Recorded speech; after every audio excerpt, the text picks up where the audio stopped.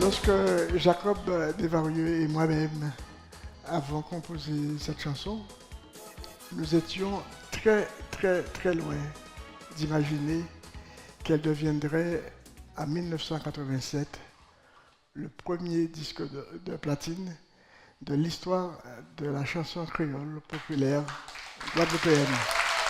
Grâce à vous.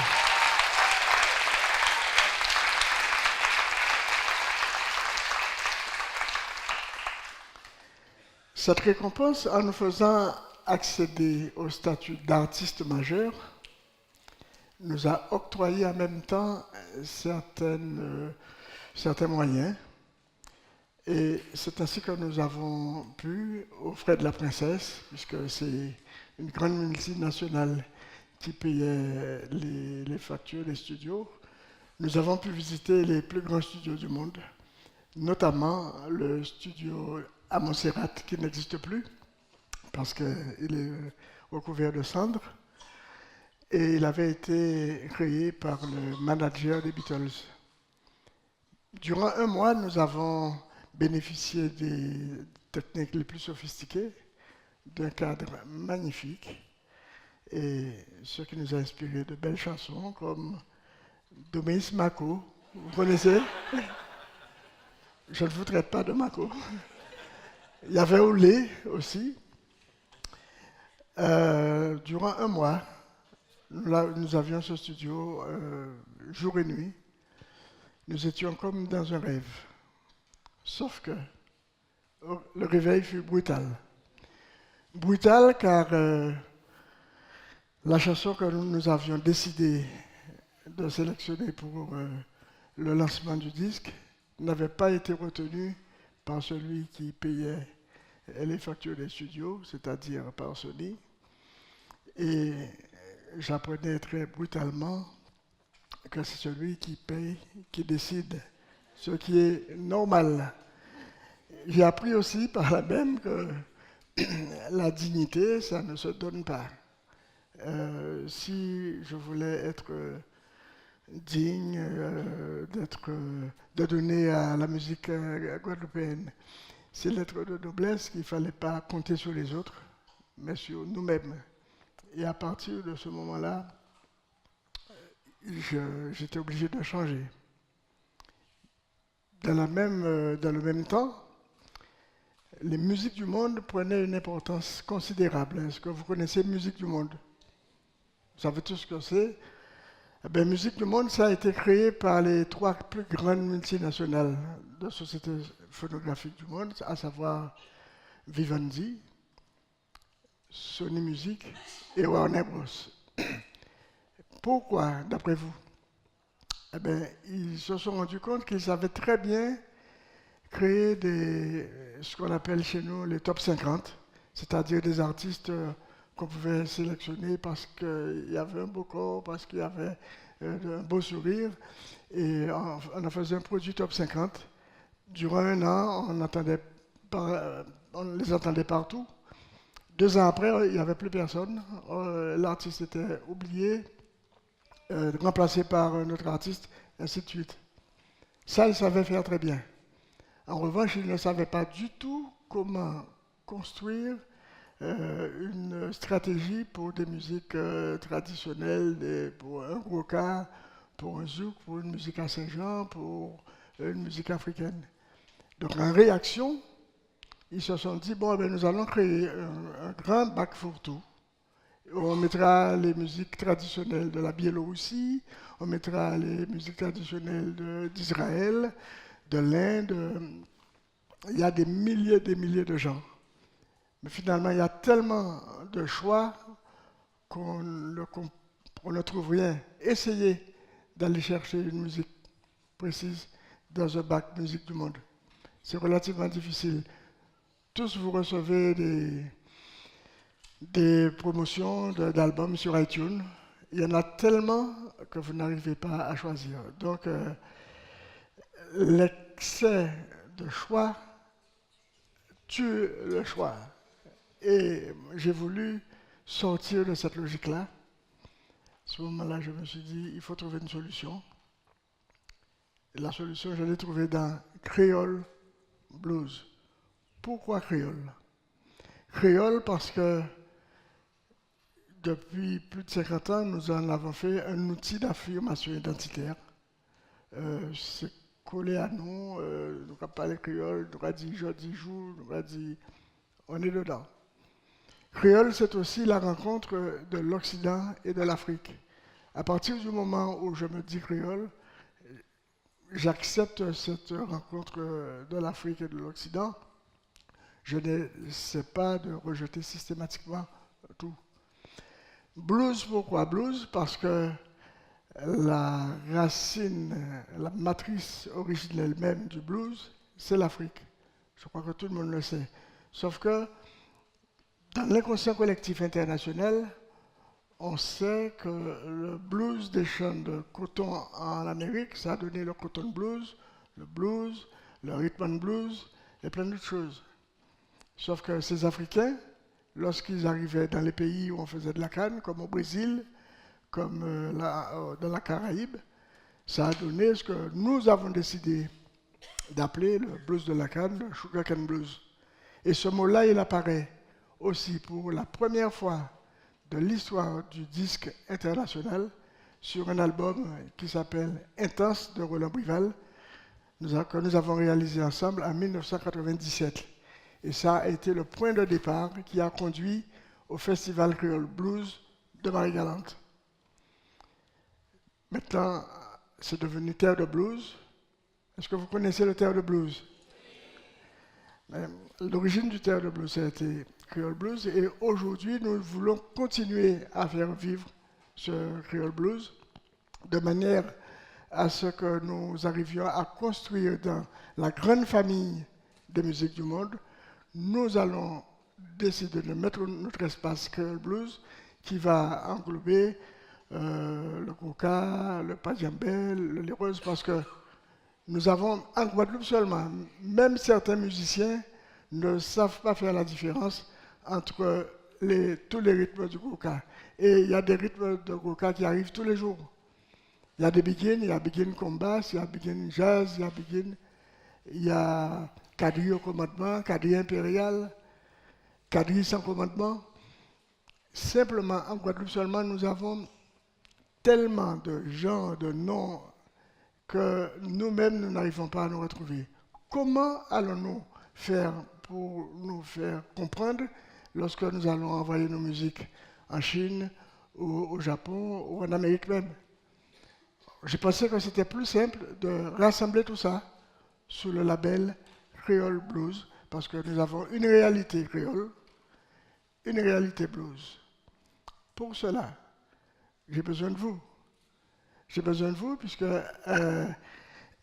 dès demain, dès ce soir, postez vos impressions et posez-moi les questions.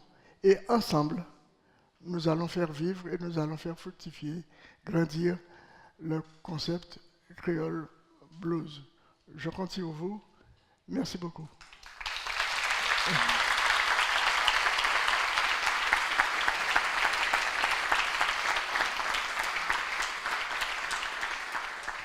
Maintenant, j'ai parlé, mais quand on parle de musique, je pense que ce qu'il aurait fallu, c'est que je vienne chanter avec une guitare. Mais ça risque de donner des orages.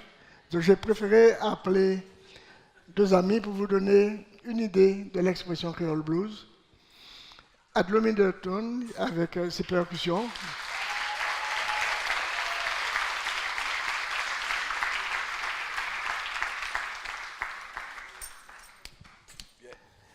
Ça se fait en direct devant vous. La musique, c'est du live. Donc, on est en live, direct live.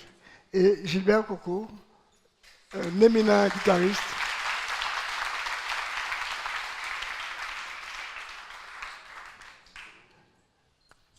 J'ai assez parlé, je vous laisse écouter la musique, puisque le blues, c'est d'abord la chanson. Cambiret, frère. Cambiret pas la gué. Cambiret pas laisser aller. Qu'embirette pas découragé devant monsieur la qu'embé fouette là.